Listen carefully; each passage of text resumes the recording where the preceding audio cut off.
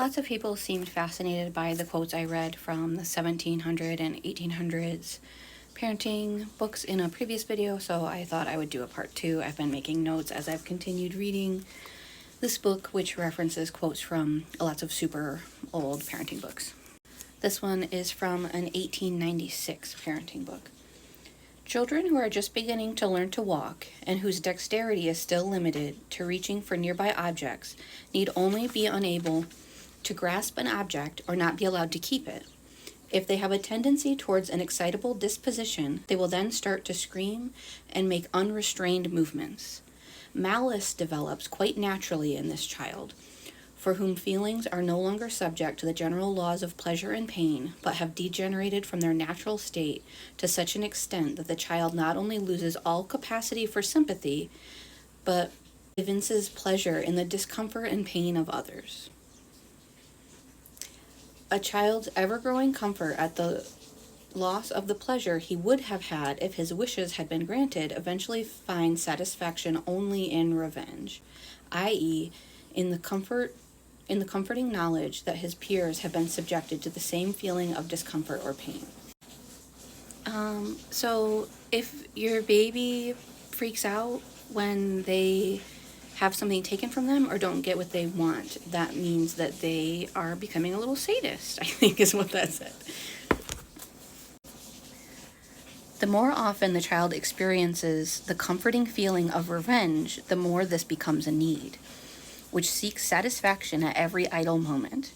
In this stage, the child uses unruly behavior to inflict every possible unpleasantness, every conceivable annoyance on others, only for the sake of alleviating the pain he feels because his wishes were not being fulfilled. His fear of punishment awakens the need to tell lies, to be devious and deceitful, to use these stratagems that require only some practice in order to be successful. The irresistible desire to be malicious gradually develops in the same way, as does a penchant for stealing and kleptomania. Willfulness also appears as secondary but no less serious consequence of the original fault. Mothers, who are ordinarily trusted with their children's education, very rarely know how to deal with unruly behavior successfully. In the case of all illnesses that are difficult to cure, so too in this case of the psychic fault of exuberance, the greatest care must be devoted to prophylaxis, to prevention of the disorder. The best way for an education to reach this goal is by adhering unswervingly to the principle of shielding the child as much as possible from all influences that might stimulate feelings, as be they pleasant or painful. There's not a date on this one, it just says it's from a quote in a book by Ruchsky. A consideration of the idea of punishment reveals that, in the task of education, healthy discipline must always include corporal punishment. Its early and firm but sparing application is the very basis of all genuine discipline, because it is the power of the flesh that needs most to be broken. This next one is from a 1773 book.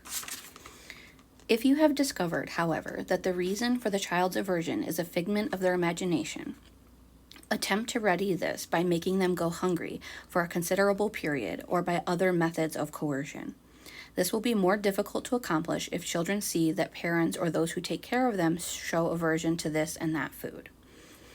If parents or caretakers are unable to take medicine without grimacing or making woeful complaints, they must never let the children see this, but rather they must frequently pretend that they make use of these vile-tasting medicines that the children may have to take someday. These and other difficulties will usually be overcome if children are accustomed to perfect obedience. The greatest problems are presented by surgical operations. Only one is necessary. Say not a word about it to young children ahead of time, but conceal all preparations, perform the operation in silence, and then say, "My child, now you are cured. The pain will be gone soon." If more than one operation is required, then I have no general counsel to give as to whether an explanation should be given in advance or not, because the former may be advisable for some, the latter for others. If children are afraid of the dark, then we have only ourselves to blame. In the first weeks of life, especially when they are being fed during the night, we must occasionally extinguish the light. Once they have been spoiled, this condition must be cured little by little. The light is snuffed out, after a time it is reintroduced, then again after a longer time, finally after more than an hour. Meanwhile, there is cheerful conversation, and the children are giving something they like to eat. Now there is no light at all anymore. Now they are led by the hand through pitch-dark rooms. Now they are sent to these same rooms to fetch something agreeable to them. But if parents and caretakers are frightened of the dark themselves, then I have no counsel for them except to use deception. This next one is a 1789 book, and the title of it does say for Christian parents, so this is a Christian specific parenting book. The infant is fond of something he is playing with that amuses him. Look at him kindly. Then, smiling and very calmly, take it away from him. With a light air, replace it immediately, without making him wait long, and another toy and pastime. He will then forget the first object and eagerly accept the second.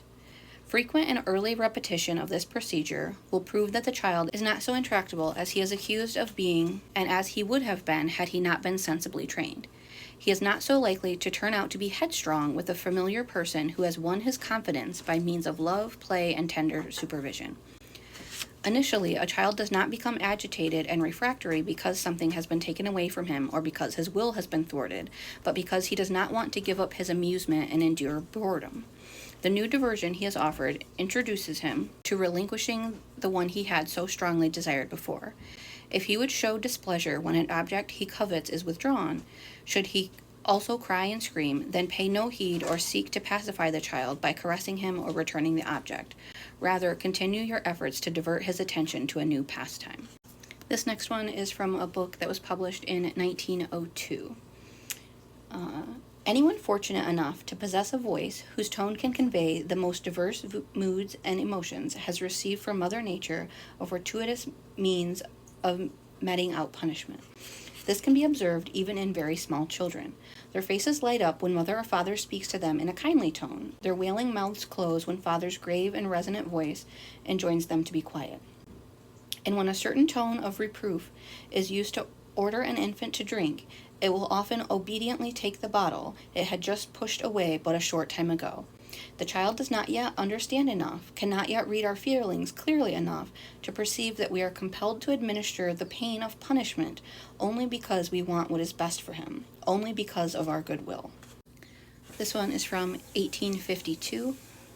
The adult who gives reasons for his orders opens up the field to argument and thus alters the relationship to his charge.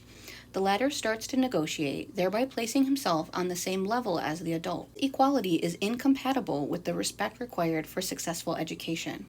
Anyone who believes he can win love only if he is obeyed as a result of explanations is sorely mistaken, for he fails to recognize the nature of the child and his need to submit to someone stronger than himself.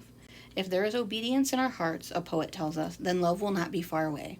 In the family, it is usually weak mothers who follow the philanthropic principle, whereas the father demands unconditional obedience without wasting words. In return, it is the mother who is most often tyrannized by her offspring, and the father who enjoys their respect. For this reason, he is the head of the household and determines its atmosphere.